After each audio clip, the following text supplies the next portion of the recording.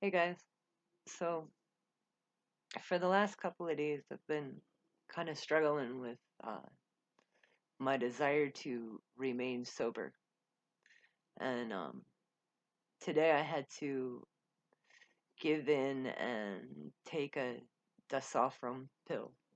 It's a medication that I take voluntarily that makes me violently ill if I drink any kind of alcohol or eat pickles. um, and it's almost the same feeling as dumping syndrome. It's a gastric bypass symptom, comorbidity, long term effect. I don't know how to word it, but after you have a gastric bypass, some people experience something called dumping syndrome. When you eat sugar, it expels from your body um, any way that it can, and it's extremely painful, and you end up having to go to sleep for 12 hours with chest pain and feeling like you're probably going to die just because you ate a Snickers bar. Anyway, that's what disulfiram does when I drink. So I take it um, to remove any kind of temptation. And I had to take it today because I woke up with the mindset of like, as soon as Bill goes to sleep or as soon as he goes to work, I'm gonna walk my little ass to the liquor store and get myself a beer. And, that's not good. It's fucking Friday. I gotta go to work tomorrow. And even one tall boy is enough to put me on my ass and get me blackout stupid drunk. So, I don't want to fucking do it. So here we are in a chicken suit, and I'm about to read some Amberlynn comments to you on her most current video, which is titled Stop Shaming Me, Closet Transformation, and Taste Test. So, anyway, I have not watched the video. Um, I don't know if I will.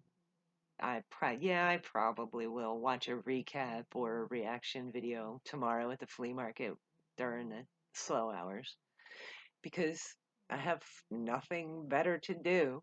I could totally just clean in there, but I won't. all right, all right, let's get to this shit. Okay. Top comment is Amberlynn trolls constantly. Also, Amberlynn, why aren't y'all taking me seriously?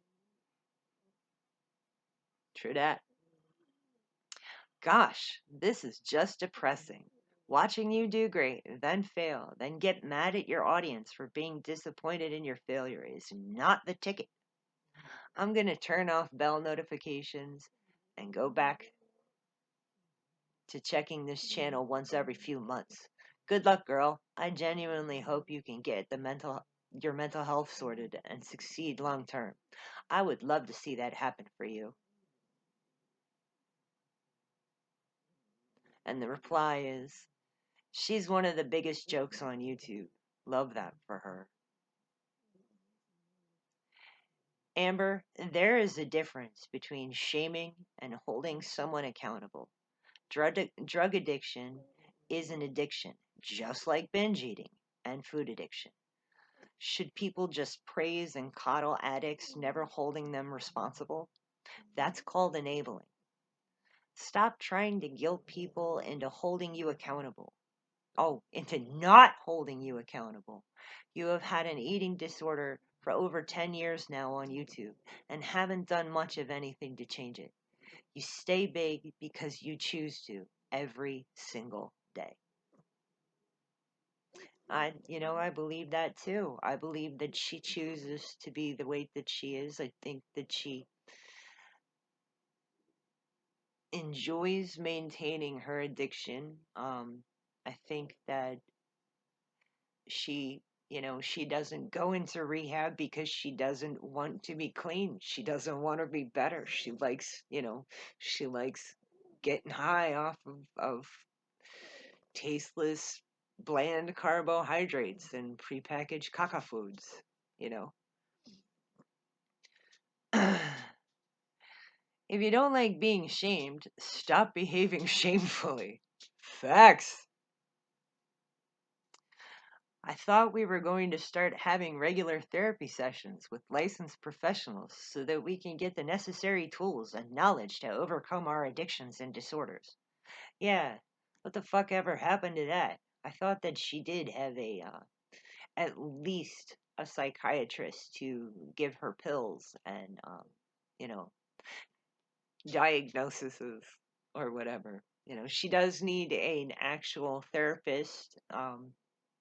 Some DBT therapy would be good for her. Uh, yeah, a little mindfulness never hurt nobody. Okay. Ah, yes, buying things to fill the void because we're unfulfilled because we can't achieve our goals and ambitions. It's nice to be back. That's another thing that I struggled with early on and still kind of do. After my gastric bypass, when I had to give up the food addiction, I swapped around to a whole bunch of things. I started drinking when I was in my 30s, um, and I had a severe shopping addiction um, around about my mid 30s, early 40s. Uh, luckily, luckily, I was able to, um, do something kind of productive and constructive with my addictions in making art with my excessive amounts of glitter and pigments that I always seem to need and want, and all of the 50 million molds that I buy every single week. You know, at least I can manage to do that. And now I have the shop at the flea market, so it's kind of like my job to sit there and go through millions of things every single day to stock my shop with. And it kind of breaks me of that addiction because I get sick of sitting there scrolling through and through and through just looking for pins all fucking day long. Okay. Back to the comments, kids. Back to the comments. We are supportive of you getting professional help from licensed. Oh, we already read that one. We're not supportive of your refusal to get help for a problem you have acknowledged to suffer with for 7+ years. We are just fed up and tired of rooting for someone who doesn't even believe in or care about themselves enough to get fucking help. We are exhausted. Okay, y'all, unless you tell Amber she's doing great, she considers it eating disorder shaming. I just thought everyone should know. Yeah, that's the thing. You can't, this poor girl, you can't even tell her anything about herself because she just thinks that you hate her automatically. And that's, criticism, listening to criticism and being able to take critique is one of the first things that they teach you in art in a ninth grade art class when somebody's picking apart your very first terrible figure drawing. um, you have to be able to handle it so that you can become a better artist, in Amber's case a better person. If she listens to the criticism and starts to believe it and starts to do something about it, like, yeah, go get help, go into inpatient, stop acting like you know everything when you have absolutely no experience in it, and just go do it. And maybe it'll work for you. Maybe you'll be a lucky 5%er like me, and maintain your weight loss for 20 years. Anybody can do this if they really want to, if they really put their mind to it. There's no restriction, there's no feeling terrible. You just have to fill your life with better things. Don't sit around and mope. If you have a little piece of yard or a little patch of dirt, go put some seeds in it and make something grow. Go outside and sit in the sunshine, even if you don't have your own yard. You can go for a walk down the street. I mean, I live in Baltimore County, so sometimes you got to watch your back, but go for a walk in the daylight and take in some vitamin D. It doesn't hurt you, you know. Okay, let's continue. Folks, this has gone on for 8 years. Not one single thing has changed. Only the people that moved out of her life and wifey moving in for some odd reason. We are back to blaming the audience and hoarding tons of crap. The cycle is more reliable than anything else in my life. Damn, I feel bad for that person. Maybe they need to get a schedule and a pet. Yeah, Amber, people are recommended 90 Days Fiancé to you many times in the past, but now you're emulating your new girlfriend. It's new and fresh, and we should watch it, guys. Yeah, that is a pretty weird thing about Amber. She doesn't really seem to have enough of a personality of her own. She does, like, what she considers unique about herself is the least unique things about most people.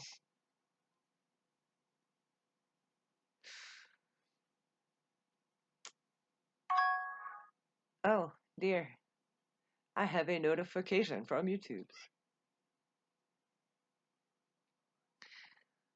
Imagine an alcoholic filmed a vodka taste test for money and people were like, "Oh, that's fucked up, get help." And they were like, "Stop shaming me for indulging in my addiction. You should be supporting my behaviors because I'm an addict." Anyway, I ordered wine. Yeah, I mean, like that would be the same as if I came on to YouTube and drank a whole bunch of disgusting IPAs or some cheap American swill with too high alcohol content on it and then got belligerently drunk on YouTube. Amber is basically doing the same thing with food, even when she's trolling. Even that 5,000 calorie thing, she didn't eat all that. She just made the video to troll, and even that's addiction behavior, and it's not good, and it's not funny or cute. And some people could see that and honestly believe that she was being honest. And yeah, no good. It's hard to support each other when the person saying we need to support each other will not do a damn thing to support themselves. This is a fact. Amber continues to order fast food, and her new girlfriend just lets it happen and just says, "You have autonomy, you do what you want, you're grown." Okay, okay, but that's not supportive. Sorry, Amber, but what do you mean by supportive and what do you mean by shaming? When you talk about your audience's reaction to your BED, I guess that means binge eating disorder. What does supportive exactly mean to you? Do you want a comment section of people telling you that's okay, it's not your fault? Because it's not okay. This is 100% not okay. This is serious and sad to watch. And while your eating disorder isn't your fault, your lack of accountability is. It's your fault that you don't take your meds like you're supposed to. It's your fault that you won't go to therapy consistently. It's your fault that you won't try rehab. All of this is your fault. I'm not saying that extremely nasty comments are okay, but when you say shaming, what do you mean? People but talking about your cycle of behavior, people telling you to stop ordering out, people frustrated with your weight gain, people mad at you for not being proactive with your health? What exactly do you want from your audience that your super awesome girlfriend isn't giving you? It looks like she's still ordering food with you when you get McDonald's. I've seen her order Starbucks with you. She seems to get takeout with you at times. How is that better than people being upset with you in your comments? What do you want to hear? Honestly, at this point, I think you're afraid of treating your BED because as long as you don't, you can use it as an excuse. You can use it to shift blame from yourself. You can use it to complain about your YouTube audience. If you treat it, then you're left with nothing but your own actions. If you fail at weight loss, you have something to blame it on right now, and you don't want to lose that. That was that was fucking heavy and serious and dead fucking on. And I honestly wish that I had friends like that in my life instead of, the crappy 5 or 6 that I just had to cut loose in the last couple of years. That was a really great comment, and it covers a lot of stuff.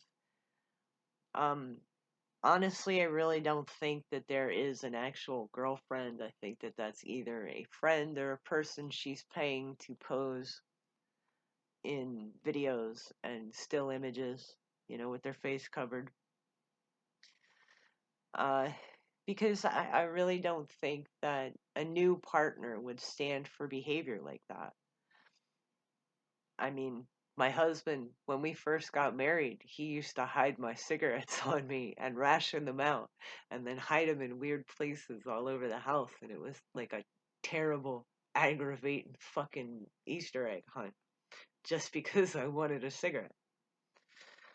Um, and now, uh, I willingly hand him every dollar that I have right before he goes to work and right after I get home from the flea market so that I don't even have the temptation to have money to go to the liquor store and feed the monsters in my head. Um, Amber really motivates me to stay sober and stay on track and set and achieve goals for myself. This year my goal is to move my shop into a bigger stall and learn how to DIY things so that I can put my own walls in at the flea market and also maybe probably, do the bathroom because that's in serious need of repairs. My house is 85 years old and we have some issues here. Anyway, guys, I hope you have a beautiful Friday. I'm gonna go into my art room and try to finish a commission before tomorrow. I love you guys. Have a great week. Love yourselves. As Miss Glory says, there's nobody that'll love you better. Bye.